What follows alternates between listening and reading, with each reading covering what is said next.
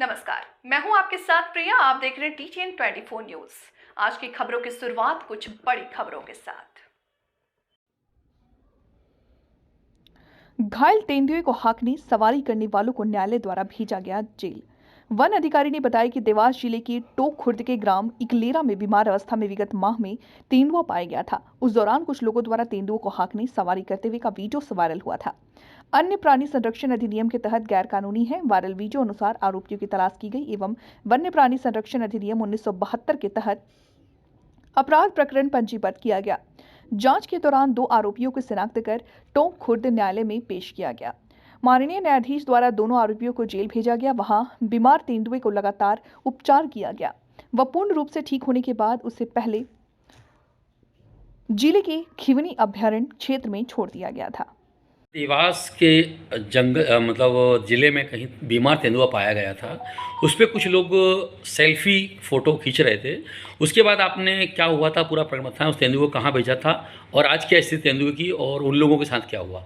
जी, ये घटना 29 अगस्त के आसपास की है, जिस समय वायरल वीडियो के माध्यम से एक घटना प्रकाश में आ रही थी, जिसमें एक बीमार तेंदुआ था, जिसको ग्रामवासी चारों तरफ से घेरे हुए थे और उसके उपचार के संबंध में हमने संपर्क भी कर रहे थे, जिसमें से कुछ लोग जिन्होंने उस तेंदुए के ऊपर सवारी करने की कोशिश की, उसे छेड़छाड़ करने का प्रयास किया।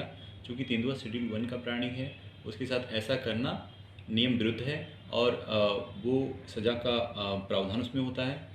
तो वो घटना प्रकाश में आई तो उसके खिलाफ वैधानिक कार्रवाई प्रारंभ कर दी गई तत्काल समय में। उसके बाद जो बीमार तेंदुआ था उसका इंदौर जू भेज के इलाज करने का प्रयास किया गया। उसको जबलपुर की टीम से उसकी ब्लड सैंपल्स लिए गए और बाद में ये पता चला कि उसे सीवीडी रोग है, जो बहुत बुरी तरह से उसे ग्रस्त था। उसको ला के यहाँ पे दौलतपुर रेस्ट हाउस में रखा गया और इंदौर जू के डॉक्टर यादव साहब हैं, उनके मार्गदर्शन में उसका इलाज किया गया। मुख्यालय स्तर से भी इस संबंध में बताया गया और ये इलाज लगभग 2-3 महीना चलता रहा। इलाज के बाद हमें सफलता मिली, वो तेंदुआ पूरी तरह से स्वस्थ हो गया, वो अपने पुराने बिहेवियर में वापस आ गया। लेकिन उसके बाद एक समस्या ये थी कि इसको अगर हम तेंदुए को छोड़ते हैं जंगल में, तो क्या ये फिर से इसके अंदर जो वाइल्डनेस इंस्टिंक्ट है वो पूरी तरह से आ जाएगी? क्या वो शिकार करने योग्य हो जाएगा? क्योंकि उसके जो बेसिक वाइटल्स हैं, फिजियोलॉजी है, वो तो बिल्कुल तंदुरुस्त और अच्छा दिख रहा था।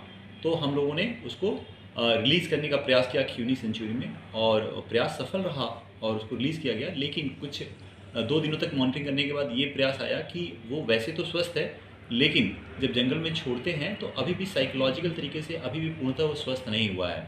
तो इस संबंध में मुख्यालय में चर्चा की गई और मार्गदर्शन यही प्राप्त हुआ गया कि उसको अभी कुछ समय के लिए फिर से कैप्टिविटी में रखा जाए जंगल के अंदर और उसे फैमिलराइज़ करने दिया जाए अपने जो आस-पास के सराउंडिंग से।